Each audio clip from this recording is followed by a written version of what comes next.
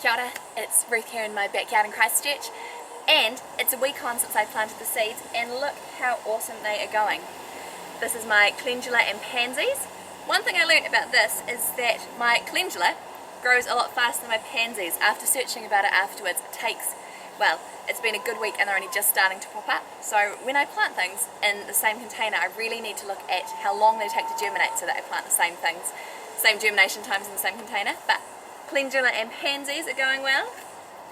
My Brussels sprouts are going well. My spinach, they've been in water, so now I'm getting dripped on. This is my purple sprouting broccoli, thanks Mary. My lettuce. My kale from my Uncle Pete, thank you Uncle Pete. And last but not least, my curly kale that is still sitting in water, because what I'm going to be talking about today is pricking out.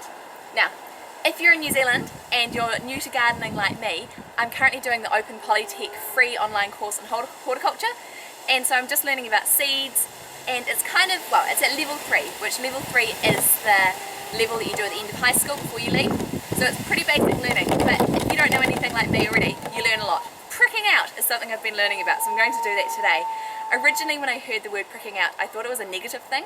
I thought it was that, so for these, I thought that it meant that you just pulled out all the ones that you didn't want and just left them in there, kind of like thinning with carrots. So I've never done it because I've thought, oh my goodness, I've grown all these amazing, for this kale, I don't want to get rid of a whole lot.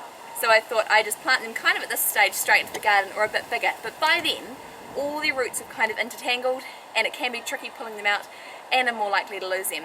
Pricking out is thinning kind of at this stage, but rather than discarding, you put them into a new one. So here's one I prepared earlier with the soil falling out, and I'm going to show you a quick 101 of pricking out, so that if you are like me and you didn't know what it was, you can do it too and get more plants without overcrowding. So the time to do it is about now.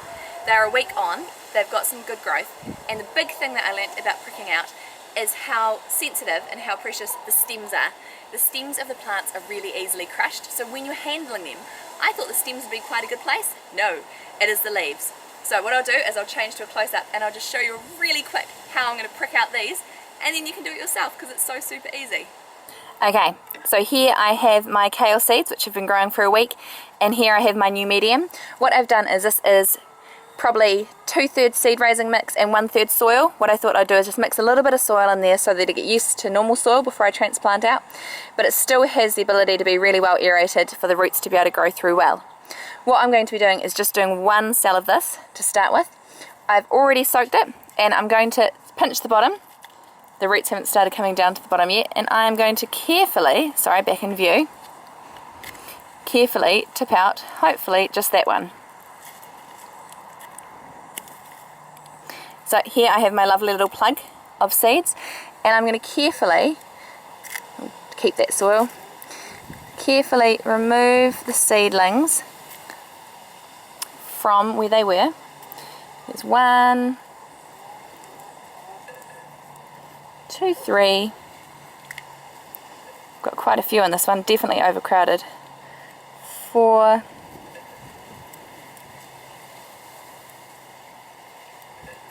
5, 6, 7, 8, 9. So what I might do with my one that I'm transferring them into is I'm going to put 2 per little capsule, and it always recommends using a dibber. This is a pencil. There's no point in me buying a dibber, because what I can do is I can sharpen the pencil and use that to make my holes. So I'm just going to make a hole like that, and then get my bit of kale, which I'm being naughty, picking up by the stem, trying to pick up by the leaves. And here you can see there's a nice long root. I'm going to be putting that straight down into the hole, and then just carefully pushing around it. And there is one transplanted little seedling. So I'll get the next one. Make my hole. Carefully I'll use this to help me get the root down in.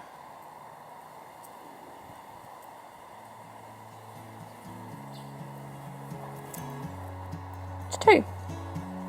And what I'm going to do is just keep going along like that until I've got them all in here.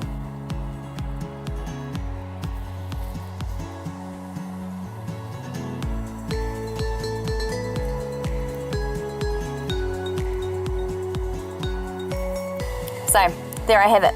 I've got 2 more spaces I can fill that I can use that one, but there is one pricked out punnet of kale seedlings. So the last thing to do before watering is make sure that I make a new label and put it on here so that I don't confuse it. But look, super easy, and now these plants have got so much more room to grow in, to get strong in before they're planted out into the garden, and I can have some wonderful kale for the winter. How simple was that? I've got mud under my nails and my dress just coming home from work. Something you can very easily do, and hopefully it's going to be so worth it that I'll get stronger plants ready to go into the garden.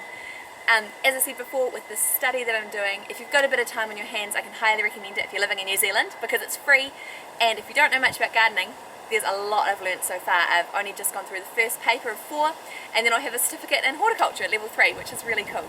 So keep checking out. In the next video I'm going to show you a new book that I've got about gardening, which I absolutely love, and then it'll be time again for a garden tour. So thank you so much for joining me. Remember to subscribe if you'd like to see more. A big thank you and hello to the new people that have recently subscribed, which is really cool. And I'll see you next time. Ka kite!